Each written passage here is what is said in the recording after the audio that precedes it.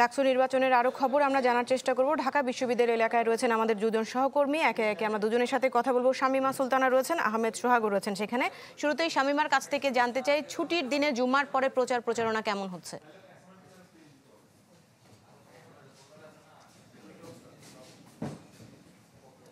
দৃষ্টি শুরুতেই বলে রাখি যে আজকে ছুটির দিন, সেই কারণে কিন্তু হচ্ছে গিয়ে যারা প্রার্থী আছেন তারা মূলত হচ্ছে গিয়ে হলে হলে প্রচারণা চালাচ্ছেন, কারণ আজকে ক্লাস পরীক্ষা বন্ধ আছে যেহেতু ছুটি।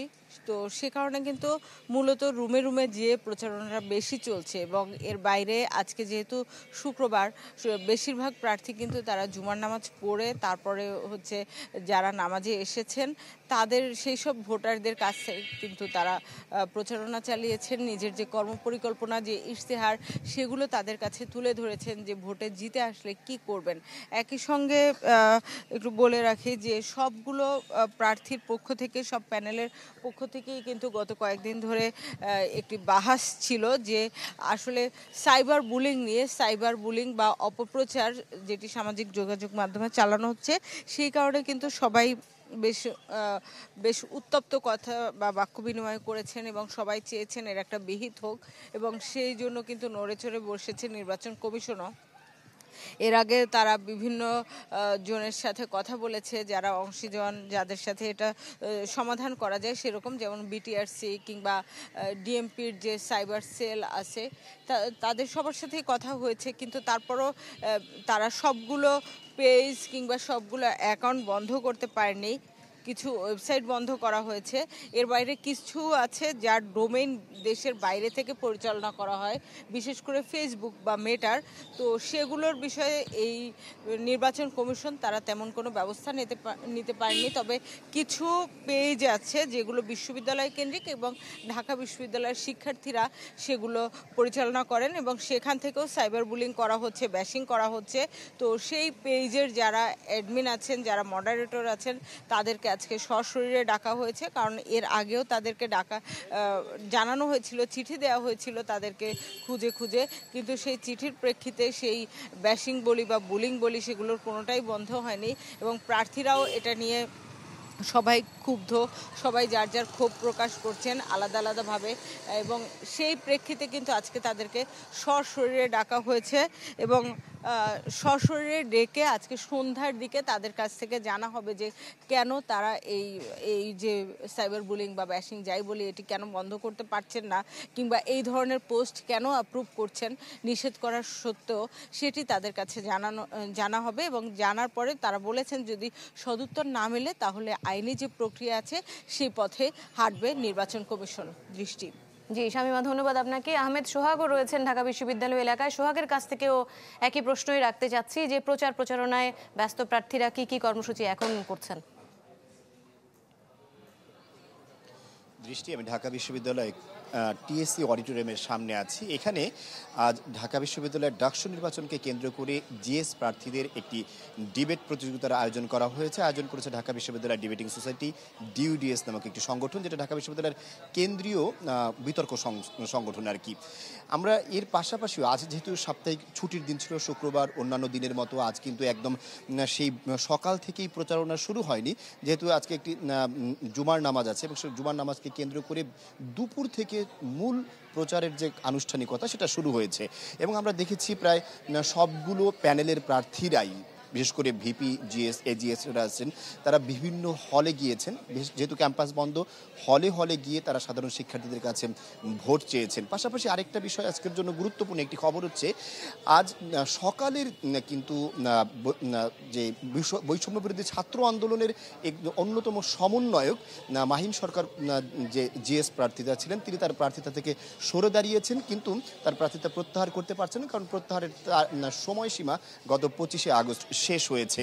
তাই তিনি প্রার্থিতা প্রত্যাহার করছেন না, কিন্তু নির্বাচন থেকে সরে দাঁড়িয়েছেন। পাশাপাশি বৈষম্য বিরোধী শিক্ষার্থী সংসদ নামক যে নতুন প্যানেলটি গঠন করা হয়েছে, সেই প্যানেলের জিএস প্রার্থী আবু বাকের মজুমদারকে তিনি সমর্থন দিয়েছেন এবং তিনি আহ্বান করেছেন তাকে যে সমস্ত ভোটাররা পছন্দ করেন তারা আবু বাকের মজুমদারকে ভোট দেবেন, এমনটা তিনি জানিয়েছেন। তবে তাদের যে মূল প্যানেল স্বতন্ত্র শিক্ষার্থী সংসদ, সেই প্যানেল কিন্তু পুরোপুরি ভেঙে দেওয়া হয়নি বা সেই প্যানেল গুটিয়ে নেওয়া হয়নি, এমনটাই আমরা জানতে পেরেছি। তবে সেই প্যানেলের যে ভিপি প্রার্থী জামাল উদ্দিন খালেদ তিনি আজ সন্ধ্যা 6টার দিকে একটি সংবাদ সম্মেলন করেছেন। সেখানে তিনি আমাদেরকে এই ঘটনার প্রেক্ষিতে সামগ্রিক অবস্থা সম্বন্ধে জানাবেন, আমরা এমনটা জানতে পেরেছি। এর পাশাপাশি যখনই হলগুলোতে বিভিন্ন দলের ছাত্র প্রতিনিধিরা অর্থাৎ যারা প্রার্থিতা করছেন তারা যখন যাচ্ছেন, তারা কিন্তু সেই আগের মতো একই রকমভাবে একে অপরের বিরুদ্ধে যে অভিযোগগুলো আছে সেই অভিযোগগুলো অব্যাহত রেখেছেন। অর্থাৎ তারা প্রার্থীদের বিরুদ্ধে যেমন অভিযোগ করছেন, পাশাপাশি অভিযোগ করছেন হচ্ছে প্রশাসনের বিরুদ্ধে। আজকেও আমরা দেখেছি সাদেক কায়েম শিবির সমর্থিত প্যানেলের যে ভিপি প্রার্থী তিনি কিন্তু প্রশাসনের বিরুদ্ধে পক্ষপাতের অভিযোগ করেছেন, কারণ তিনি বলেছেন যে প্রশাসনের কাছে তারা কয়েকবারই বিভিন্ন প্যানেলের প্রার্থীদের বিরুদ্ধে আইন শৃঙ্খলা বা নির্বাচনী আচরণবিধি যে আছে এটা লঙ্ঘনের ব্যাপারে অভিযোগ করেছেন। প্রশাসন ওইভাবে প্রশাসন কর্ণপাত করেনি বা পক্ষপাত করেছেন, এমনটাই কিন্তু তারা আমাদেরকে জানিয়েছেন। বলা যায় শেষ সময়ে সকল প্রার্থীরাই কিন্তু যেভাবে পারছে হলে গিয়ে, ক্যাম্পাসে গিয়ে, এমনকি ক্লাসরুমে পর্যন্ত গিয়ে ক্লাস সময়ের বাহিরে তারা কিন্তু ভোটারদের কাছে যাচ্ছেন, অর্থাৎ ভোটারদের কাছে টানার চেষ্টা করছেন। সামগ্রিকভাবে সাপ্তাহিক ছুটির দিন হলেও আজও কিন্তু ডাকসু নির্বাচনের প্রচারণা পুরোদমে চলছে। জি সোহাগ, ধন্যবাদ আপনাকে। আমরা একটু ডাকসু নির্বাচনের খবর বা প্রচারণার খবর একটু জানতে চাই। অপু ওহাব রয়েছেন সেখানে। অপু, ছুটির দিনের প্রচারণায় ব্যস্ত প্রার্থীরা কি করছেন?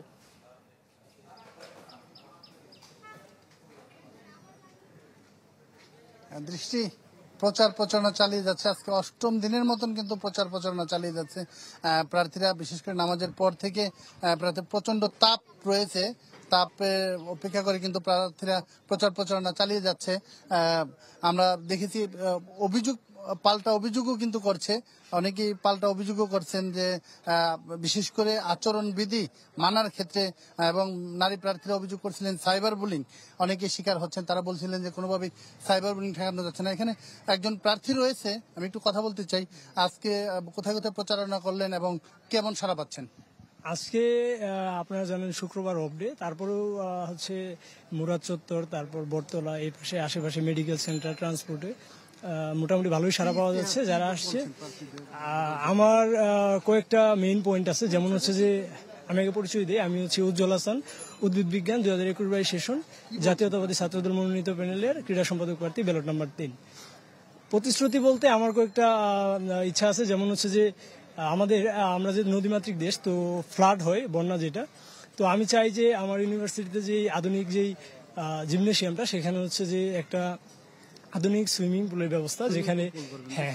ধন্যবাদ আপনাকে। আমি একটু নারী প্রার্থী রয়েছে, আমি একটু কথা বলতে চাই।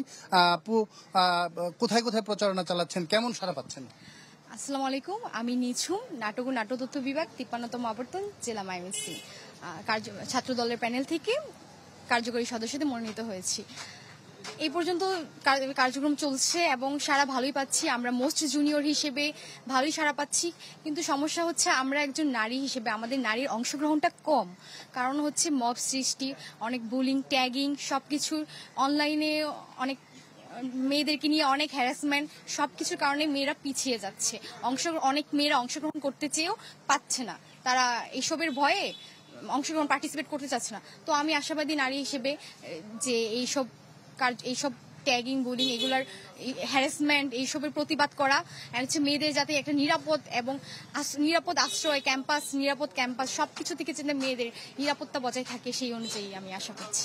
নারী ভোটার অর্ধেক ভোটার প্রায় নারী, তো তারা কি বলছে, তারা আপনাদেরকে কিভাবে গ্রহণ করছে?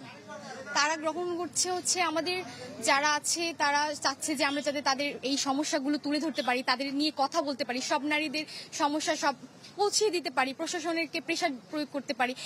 এই জন্যই তো তারা চিন্তা ভাবনা করে বিবেচনা করে ভোটটা দিবে আশা করি। ধন্যবাদ আপনাকে। দৃষ্টি, শুনছিলেন আসলে নারীরা কিন্তু এই কিছুক্ষণ আগে বামপন্থী নারী সংগঠন বা নারীরা যারা রয়েছেন তাদের মধ্যে থেকে কিন্তু একজন প্রেস কনফারেন্স করেও এই সাইবার বুলিং এর কথা বা সামাজিক যোগাযোগ মাধ্যমে তাদেরকে নিয়ে নানান রকম সমালোচনার কথা, স্ল্যাশিং এর কথা তারা বলছিলেন।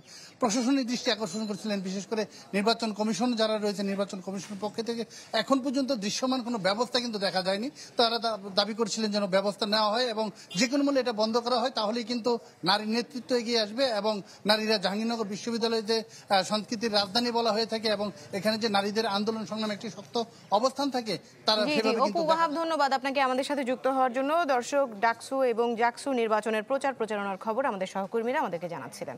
প্রাণ কফি ক্যান্ডি, কররা কফির কঠিন স্বাদে হাইকে বলো বাই। প্রাণ কফি ক্যান্ডি, হাইকে বলো বাই।